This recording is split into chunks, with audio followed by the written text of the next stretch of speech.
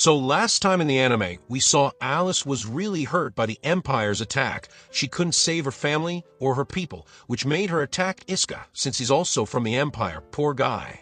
He was just chasing after Vichyssoise, who kidnapped Sisbel, but now he had to deal with Alice. He tried telling Alice who was behind this surprise attack, but she just wouldn't listen though. She also couldn't bring herself to harm Iska. So he finally got the chance to tell her it was Eltyr and Talisman's doing. They staged this whole coup, and to prove it, a servant from a vacation house had sent a magical message with Iska, saying whatever Iska said was true. That finally calmed Alice down, and she promised to never lash out at him again. They both went their way after that, but Growl from Zoa found Vichyssoise and tried to save Sisbel, but something truly terrifying showed up, and after that there's been no news of him. Now, the whole city's on red alert. The guards were from the Hydra family, and the news reported the queen is injured and a few missing royalty. Plus they're already talking about a new queen, showing Hydra's controlling even the media now. So it's smart to lay low for a while, but where can they stay now that the Lu's vacation house is destroyed? The servants knew of a safe house for the Lu family, and that's the best place to hide while they come up with a plan to save Sisbel. Iska's firm on his promise to save Sisbel even now, so the servants took them to the safe house. Meanwhile, Alice was getting reports of the aftermath. The Imperial army likely took the royals away quickly, so the only thing they'll find here is listening devices or bombs. That's why Rin tried to comfort Alice, saying she did everything she could. So now their main priority is planning Sisbel's rescue, but their Lord Mask showed up looking rugged after a fight. He reported the Moon Tower, where Zoa resides, was checked and everything's safe. But not their city and people. Their heaven is turned upside down while the head of Zoa is missing, which proves Zoa's suggestion to attack the Empire first was correct, yet Milla refused every time. Then Talisman stepped in, showing sympathy to Alice for losing both her sisters, and Lord Mask asked how come only the Hydra house wasn't attacked last night. Talisman made up that the Imperial army must have focused on Lu and Zoa, so his house was safe. There wasn't any solid proof, and Lord Mask knew this.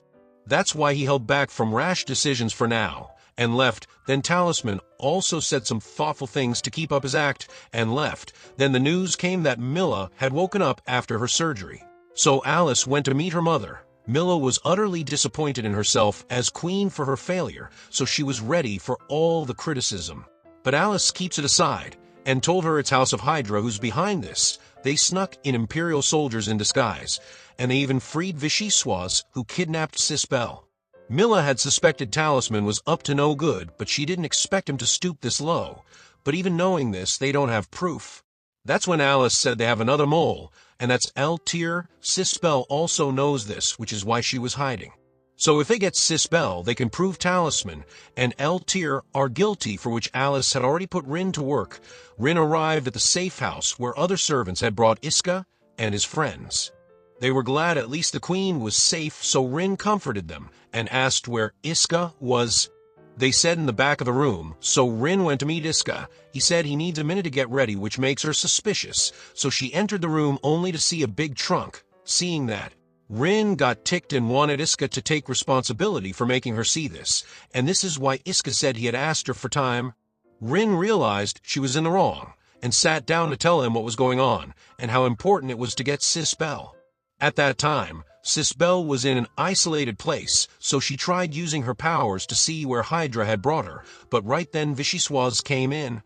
She didn't waste time exerting her powers on Sisbel, but while doing so, she recalled when the attack took place, it was Eltyr who freed her from jail.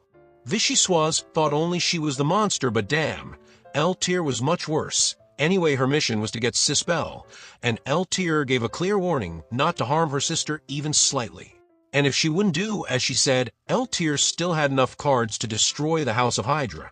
That was truly terrifying that even Vichyssoise had to back out and do as she said. Then elsewhere, the Saint Disciples were in a remote neutral town, but even there the security was twofold.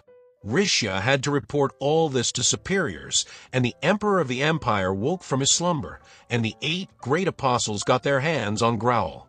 Plus, they were happy that sovereignty was in a frenzy, but the scientist who wanted to experiment on Growl wanted a young mage, not an old tree.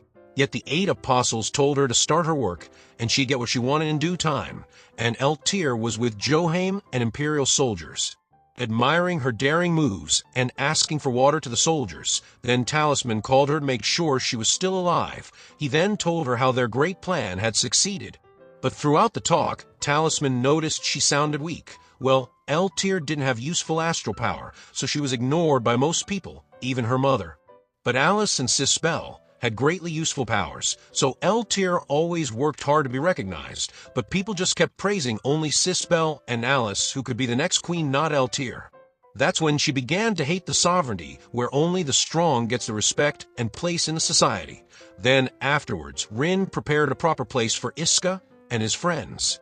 It will also serve as a place to operate, but Rin looked tired, and she said Alice was working as the acting queen now, which kept her working non-stop for 2 days straight.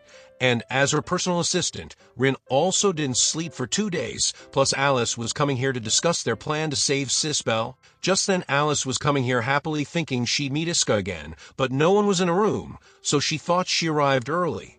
So she too fell asleep.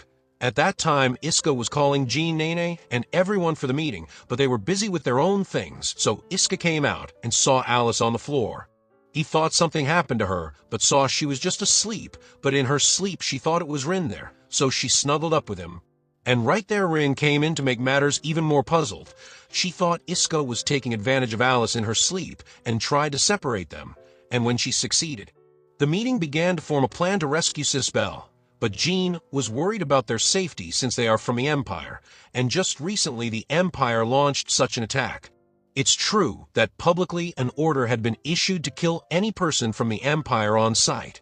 But since they are helping them rescue Sispel, they guaranteed to safeguard them until they return to the Empire.